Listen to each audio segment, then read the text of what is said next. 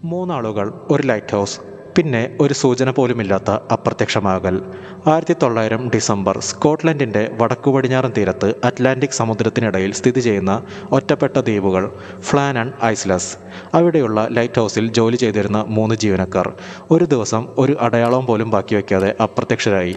അവർക്ക് യഥാർത്ഥത്തിൽ എന്താണ് സംഭവിച്ചത്? ഇതാണ് ദി ഫ്ലാനൻ ഐസ്ലസ് ലൈറ്റ് ഹൗസ് മിസ്റ്ററി. ഫ്ലാനൻ ഐസ്ലസ് എന്നത് 7 ചെറിയ ദ്വീപുകളുടെ ഒരു കൂട്ടമാണ്. മനുഷ്യവാസമില്ലാത്ത ഈ ദ്വീപുകൾ വർഷങ്ങളോളം മത്സ്യത്തൊഴിലാളികൾ പോലും ഭയന്നിരുന്ന സ്ഥലമായിരുന്നു. 1900-ൽ കപ്പലുകൾ സുരക്ഷിതമായി യാത്ര ചെയ്യാൻ ഇവിടെ ഒരു ആധുനിക ലൈറ്റ് ഹൗസ് നിർമ്മിച്ചു. ഈ ലൈറ്റ് ഹൗസ് പരിപാലിക്കാൻ 3 ലൈറ്റ് ഹൗസ് കീപ്പേഴ്സ് നിയമിക്കപ്പെട്ടു: James Ducat, Thomas Marshall, Donald McArthur. കടലിൻ്റെ നടുവിൽ ലോകത്തിൽ നിന്ന് ഒറ്റപ്പെട്ട ജീവിതം. 1900 ഡിസംബർ 15. അടുത്തിക്കോട് പോയ ചില കപ്പലുകൾ ഒരു വിചിത്രമായ കാര്യം ശ്രദ്ധിച്ചു. ലൈറ്റ് ഹൗസിലെ വെളിച്ചം കാണുന്നില്ല. അത് വലിയ അപകട സൂചനയായിരുന്നു. എന്നാൽ കാലാവസ്ഥ കാരണം ഉടനെ അവിടെ എത്താൻ ആർക്കും കഴിഞ്ഞില്ല. ഡിസംബർ 26, 12 ദിവസങ്ങൾക്ക് ശേഷം സപ്ലൈ കപ്പൽ ഹെസ്പെരസ് ദ്വീപിലെത്തി. ക്യാപ്റ്റൻ ജെയിംസ് ഹാർവി ആദ്യം ശ്രദ്ധിച്ചത് സാധാരണ പോലെ ആരും തുറമുഖത്ത് വന്നില്ല. പതിവ് പോലെ സ്വീകരിക്കാനും ആരുമില്ല. വിചിത്രമായ നിശബ്ദത. റിലീഫ് കീപ്പറായ ജോസഫ് മൂർ ലൈറ്റ് ഹൗസിലേക്ക് കയറി. വാതിൽ തുറന്നു. അകത്ത് കയറിയപ്പോൾ എല്ലാം സാധാരണ പോലെ. മേശപ്പുറത്ത് ഭക്ഷണ സാധനങ്ങൾ, കിടക്കകൾ, വിളക്കുകൾ. എന്നാൽ ഒരു മനുഷ്യൻ പോലും അവിടെ ഉണ്ടായിരുന്നില്ല. അന്വേഷണത്തിൽ ചില വിചിത്രമായ കാര്യങ്ങൾ കണ്ടെത്തി. ഒരു റെയിൻകോട്ട് കാണാനില്ല. പക്ഷേ മറ്റ് 2 റെയിൻകോട്ടുകൾ അവിടെ ഉണ്ടായിരുന്നു. അതായത് ഒരാൾ മാത്രം പുറത്തു പോയതാണോ? അല്ലെങ്കിൽ മൂവരും പെട്ടെന്ന് പുറത്തേക്ക് ഓടിയതാണോ?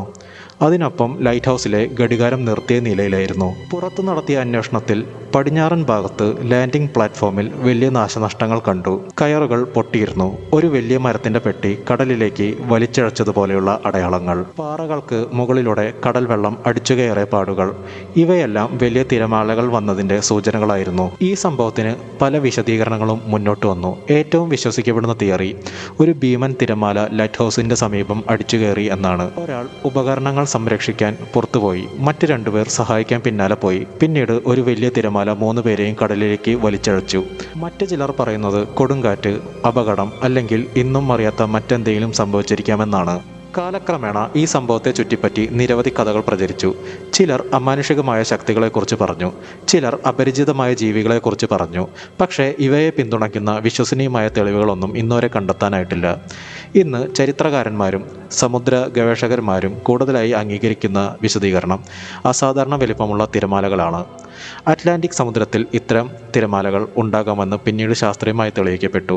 എങ്കിലും 3 പേരും ഒരുമിച്ച് അങ്ങനെ അപ്രത്യക്ഷമായി എന്ന ചോദ്യത്തിന് ഇന്നും വ്യക്തമായ ഉത്തരം ലഭിച്ചിട്ടില്ല. ഒരു ഒറ്റപ്പെട്ട ലൈറ്റ് ഹൗസ്, 3 ജീവനക്കാർ, ഒരു ശൂന്യമായ കെട്ടിടം, ഒരു മൃതദേഹം പോലും കണ്ടെത്താനായിട്ടില്ല. 120 വർഷത്തിലേറെയായിട്ടും ഫ്ലാനൻ ഐസ്ലസ് ലൈറ്റ് ഹൗസ് മിസ്റ്ററി ഇന്നും ലോകത്തിലെ ഏറ്റവും ദുരൂഹമായ ഡിസപ്പിയറൻസുകളിൽ ഒന്നായി തുടരുന്നു. നിങ്ങളുടെ അഭിപ്രായത്തിൽ അവരെ കടൽ കൊണ്ടുപോയതാണോ? അല്ലെങ്കിൽ ഇന്നും അറിയാത്ത മറ്റെന്തെങ്കിലും സത്യമാണോ ഇതിന് പിന്നിൽ? നിങ്ങൾക്ക് എന്താണ് തോന്നുന്നതെന്ന് കമൻറ്റ് ചെയ്യുക. അതുപോലെ ചാനൽ ആദ്യമായിട്ടാണ് കാണുന്നതെങ്കിൽ സബ്സ്ക്രൈബ് ചെയ്യാനും ഫ്രണ്ട്സിന് ഷെയർ ചെയ്ത് കൊടുക്കാനും മറക്കരുത്. നാളെ ഞാൻ മറ്റൊരു വീഡിയോ ആയിട്ട് വരുന്നതായിരിക്കും.